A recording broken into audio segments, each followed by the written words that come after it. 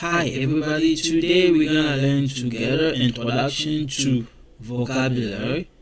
Salut mes amis, j'espère que vous allez très bien. Mbote na bandeko nespoza wolana partout. Na oyo toza na ngonga ekokana te lelo na kotangisa bino pe na kolobela makambo mingi na vocabulaire. So bozala mituna botindelanga mituna na bino na suka na kosala nyusu na répondre bino. Guys, I just want to stress this a lot, okay? Thank you so much. In case some of you have some question, please feel free to contact me at the end. Thank you so much.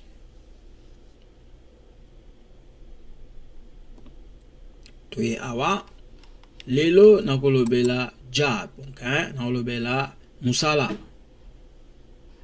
Alors, dans la zoloba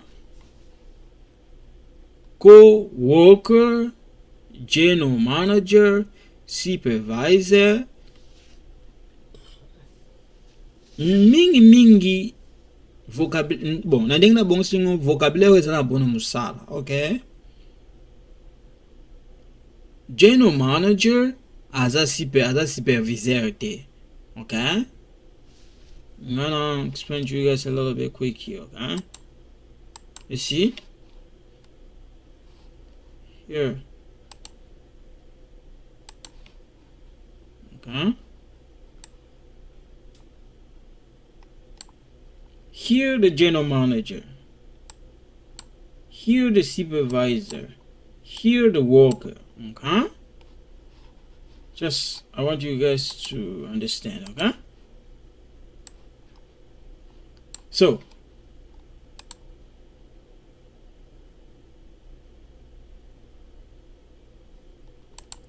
yeah, so that's why I want to explain to you guys, okay? Alors, now rebandela, general co-worker, general manager, supervisor, management, to manage, manager, leadership, to lead, leaders, okay? Co-worker is a person, is a mutu. General manager, as a mutu. Supervisor azamutu. Co-worker ezala kola ndeti Guilin azo sala na même musala Guilin, Rodrigue, Karine, to Caroline, to Linda, to Vanessa. Basala ka bango nyonso na compagnie moko na musala moko. Siko Rodrigue aza co-worker ya Guilin. Zon point. Yana zolobela.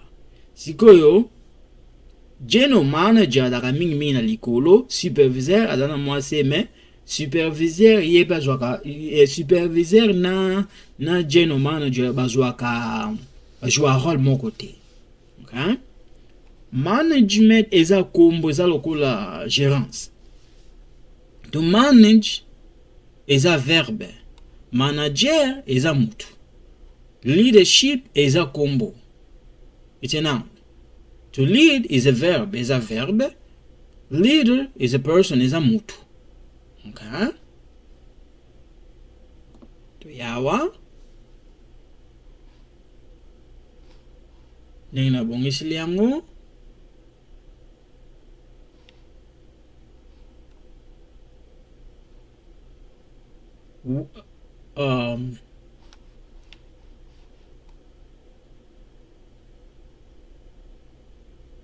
Welfare states, social service, income security, social policy, social program, public welfare, private welfare, universal program, selective program, direct social work, and direct social work.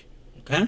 Weza vocabulaire moko eza basé na social work. Bato batanga ka social work yango na komia what do social worker do? What do social worker do?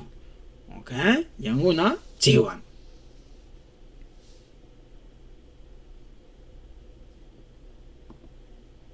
Tuyana biso awa.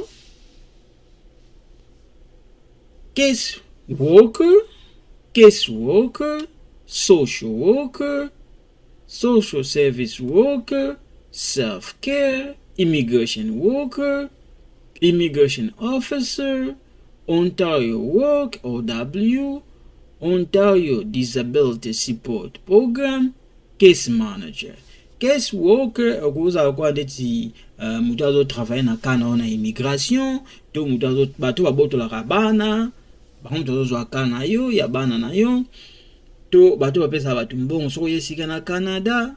Social worker ezape kaka ndengi moko bato babotola bato bana mingi na Ontario to benga bango child protection worker to social worker, okay? Alors social service worker ekoza pe mutu azo travailler na immigration to na bato bapesa bato mbongo na Canada so yesika to na nini bato pe babotola bato bana. Self care, immigration worker ezape deti mutu azozwa kana na immigration, okay? Immigration officer ndenge moko pe kaka akoza pe kaka ye moko. Ontario Work eza place soko yesika na Canada ozala mbongo te bantu banopesa mbongo po edo mwa muke na tango ozotanga anglais soko eba anglais te. Ontario Disability Support Program ODSP eza programme moko eza mbongo bapesa bato baza na monide tsoko ndeti mwana eza handicapé to mwana bota mwana ba problème bapesa ba mbongo wana, okay? Mingi la monde bazwa ko banda soko ndeti célibataire na biki ba $1000 so ba mi ba ko bandita ba 1000 quelque, okay? Case manager denka na udai ko loba pe wana.